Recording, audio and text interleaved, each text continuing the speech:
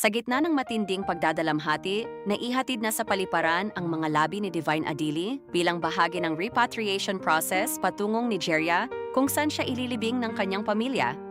Ayon sa mga naunang pahayag ng pamilya at ng pamunuan ng Ateneo, isinagawa ang lahat ng kinakailangang paghahanda upang maibalik ang kanyang mga labi sa kanyang sariling bayan.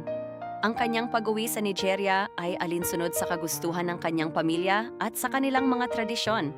Bago ang nakatakdang paglipad, maraming kaibigan, kapwa-atleta, coaches, at mga taga-suporta ang nagtungo sa paliparan upang magbigay ng kanilang huling pagpupugay.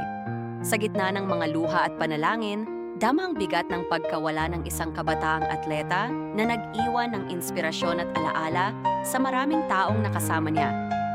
Habang hinihintay ang kanyang pag-alis patungong Nigeria, patuloy na nagluluksa ang komunidad ng Ateneo at ang mga nagmamahal kay Divine Adili.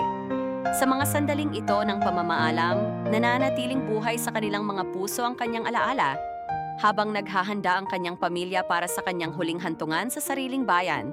Fly high, Divine Adili!